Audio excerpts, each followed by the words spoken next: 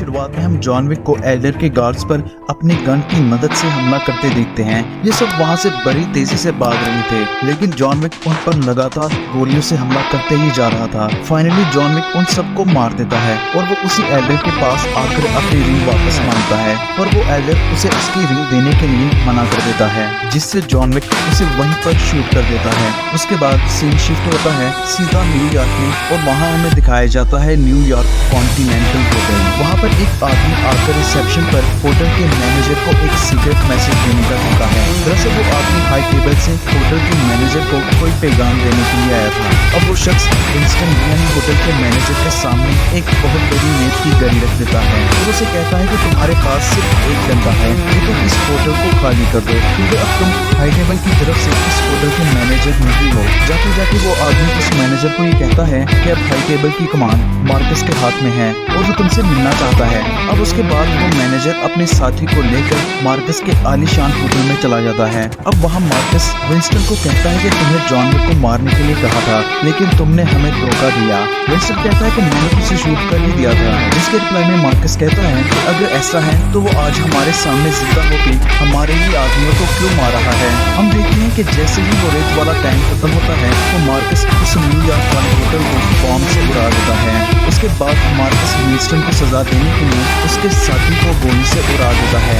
वही scene shift होता है पेरिस में, जहाँ पर हम एक लड़की को वायलिन बजाता देखते हैं और वहीं पर उसके फादर भी बैठे हुए हैं जो वहाँ बैठकर उसे सुन रहे थे। उस लड़की के फादर का नाम केन होता है। अब मार्कस केन को अपने पास बुलाता है और उसे कहता है कि तुम हमारे काफी पुराने और एक्सपर्ट किलर हो, तुम मेरे लिए एक काम करो। केन उसे कहता है कि सर वो मेरा पुराना प्रोफेशन था, अब मैं वो काम छोड़ चुका हूँ। ये सुनकर मार्कस उसे कहता है कि अगर तुमने अपनी बेटी की जान को बचाना है तो तुम्हें मेरे लिए जॉन विक को मारना ही होगा। केन और जॉन विक दोनों आपस में कभी दोस्त हुआ करते थे, इसलिए केन फिर से उसे जॉन विक की जान लेने के लिए मना कर देता है। फिर मार्कस उसे कहता है कि अगर तुमने ऐसा नहीं किया जैसा मैं कहता हूँ तो मैं तुम्हारी बेटी को जान से ही मार दूंगा। अब ना चाहते हुए भी केन को ये सौदा मार्कस के साथ करना ही पड़ता है। उसके बाद हमें चाइना में ओसाका कॉन्टिनेंटल दिखाया जाता है और बाकी कॉन्टिनेंटल्स की तरह ही इस होटल में भी खून खराबा सख्ती से मना था। इस कॉन्टिनेंटल के ऑनर और मैनेजर थे शिमाजू और यहाँ की रिसेप्शनिस्ट उनकी बेटी अकीरा थी।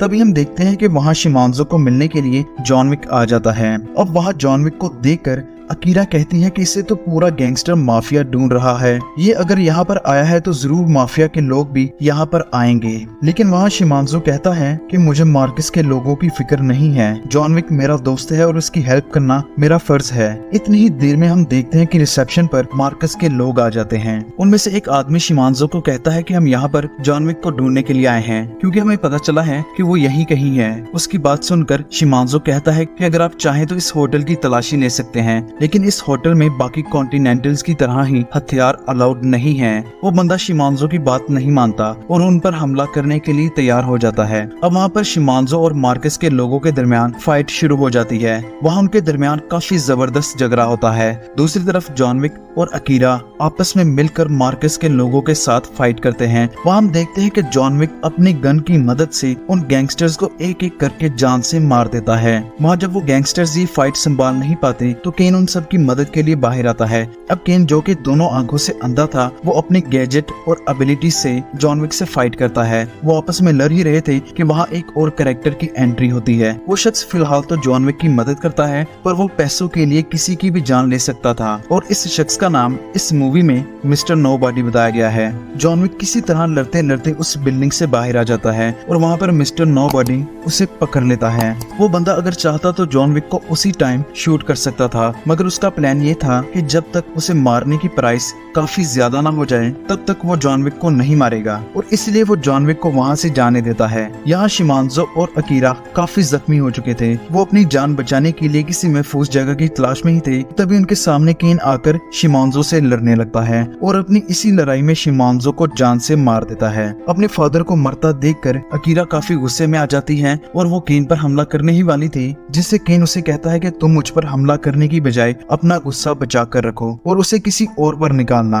अब हमें विंस्टन को दिखाया जाता है जो अपने डिस्ट्रॉय हो चुके कॉन्टिनेंटल को अपने दोस्त के साथ देख रहा था और वो आपस में मार्कस के खिलाफ प्लान बनाने का सोचते हैं। अब हमें मार्कस को दिखाया जाता है जिसे एक शख्स आकर कहता है कि हमारे पास एक ऐसा बंदा आया है जो जॉन विक को ढूंढ सकता है। मार्कस उस बंदे से मिलता है और ये वही मिस्टर नोबॉडी होता है जिसे हमने जॉन विक के साथ पिछले सीन में देखा था। मिस्टर नोबॉडी मार्कस को कहता है कि मुझे पता है कि जॉन विक कहाँ है और मैं उसका पता बताने के लिए 25 मिलियन चार्ज करूंगा। उसकी बात सुनकर मार्कस गुस्से में आ जाता है और अपनी जेब से चाकू निकालकर मिस्टर नोबॉडी के हाथ में दे मारता है और उसे कहता है कि अगर तुमने अपने हाथ से चाकू निकाला तो हमारे बीच कोई डील नहीं होगी, पर अगर तुमने चाकू से अपना हाथ बाहर निकाला तो तुम्हें 25 मिलियन डॉलर तो मिलेंगे ही और साथ में मेरे साथ काम करने का मौका भी मिलेगा। अब चूंकि वो शख्स काफी लालची था इसलिए वो चाकू को अपने हाथ से निकालने की बजाय अपने हाथ को चाकू से निकाल लेता है और ऐसे ही उनकी डील हो जाती है। फिर हमें एक ग्रेवयार्ड में विंस्टन को दिखाया जाता है और वहीं पर जॉन विक भी उससे मिलने के लिए आ जाता है। जॉन विक उसे कहता है कि आपको मेरी मदद करने के लिए इतनी बड़ी सजा नहीं थी मिलनी चाहिए, जिस पर विंस्टन कहता है कि तुम गलत जगह पर आए हो, तुम्हारे दुश्मन को खत्म करने का तरीका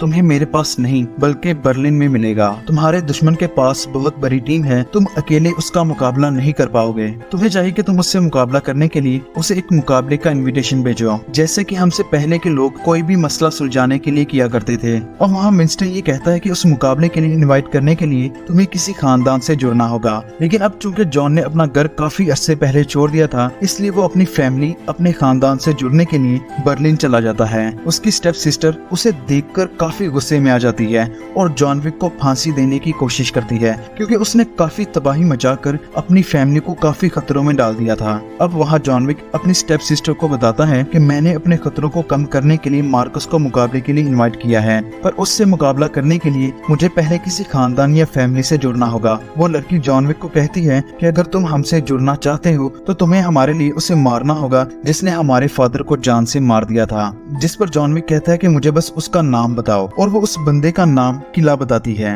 अब वहाँ जॉन विक किला को मारने के लिए निकल जाता है। जॉन विक किला के पास पहुंचा ही था कि वहाँ पर केन भी आ जाता है और किला के आदमी मिस्टर नोबॉडी को बिल्डिंग के बाहर से पकड़कर उसके पास ले आते हैं और वहाँ उनकी बातें होती हैं जिससे पता चलता है कि केन मारना चाहता है जॉन विक को, मिस्टर नोबॉडी मारना चाहता है जॉन विक को और जॉन विक मारना चाहता है किला को। अब अपनी बातों के दौरान जॉन विक किला पर ताश के पत्ते से हमला कर देता है और किला का एक साइड से गला काट देता है। अब वो वहाँ सब मिलकर किला के आदमियों को मारने लगते हैं और किला वहाँ से भाग जाता है, लेकिन जॉन विक भी किसी तरह उसका पीछा करना शुरू कर देता है। अब हम किला को एक नाइट क्लब में भागता देखते हैं जहाँ पर किला के आदमी जॉन विक पर हमला करके उसे मारने की कोशिश करते हैं। जॉन विक एज यूजुअल उन सबको एक एक करके जान से मार देता है और अब फाइनली जॉन विक किला को पकड़कर ऊपरी मंजिल से धक्का दे देता है और किला नीचे गिरते ही मारा जाता है। किला के मरने के बाद भी जॉन विक जाते जाते निशाने के तौर पर किला के मुंह पर मुक्के मार मार कर उसका एक सोने का दांत अपने साथ ले जाता है।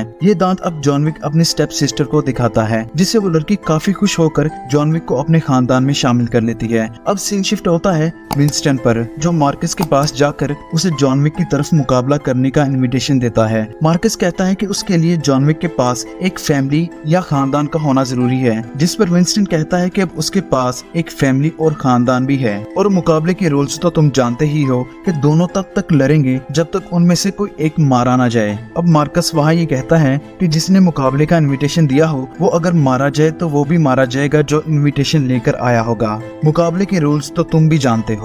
अब अगले दिन जॉन विक और मार्कस को एक बड़ी सी टेबल पर बिठा दिया जाता है और वहाँ मुकाबले का टाइम और रूल्स डिसाइड किए जाते हैं। अब एक बंदा उन्हें लड़ने के रूल्स बताता है कि लड़ाई के दिन अगर कोई टाइम से नहीं पहुंचा तो उसके खिलाफ हाई टेबल एक नोटिस जारी करके उसे वहीं पर मौत की सजा दे देगा। अब वहाँ पर मार्कस एक चाल चल कर केन को अपना फाइटर चुन लेता है। हमें अगले दिन दिखाया जाता है कि एक बंदा मार्कस को कहता है कि तुम जॉन विक के सामने टिक नहीं पाओगे, इसलिए अपनी तैयारी सही से करना, जिसके जवाब में वो कहता है कि तैयारी तो तब करूंगा जब वो लड़ाई में पहुंचेगा, वो लड़ाई में पहुंचेगा ही नहीं तो मैं तैयारी क्यों करूं। अब मार्कस अपने गार्ड्स को कहता है कि जॉन विक को रास्ते में ही खत्म कर देना और किसी तरह भी जॉन विक को मुकाबले वाली जगह पर ना पहुंचने देना। अब हम जॉन विक को एक साथी के साथ देखते हैं जो जॉन विक के लिए एक नया सूट और ऐसी गन लेकर आया था जो वजन में काफी हल्की थी। दूसरी तरफ मार्कस ये फरमान जारी कर देता है कि जो कोई भी आज की रात जॉन विक को मारेगा उसे उसके बदले में $40 मिलियन मिलेंगे। अब शहर का हर गुंडा, हर गैंगस्टर जॉन विक की जान के लिए उसके पीछे बढ़ जाता है। अब एक रोड पर हम जॉन विक को उसके असली फॉर्म में देखते हैं, क्योंकि वो कम से कम उस रोड पर 70 से 80 लोगों को गोली मार देता है। जॉन विक रोड पर काफी फाइटिंग करके अपनी जान बचाने के लिए एक बिल्डिंग में छुप जाता है,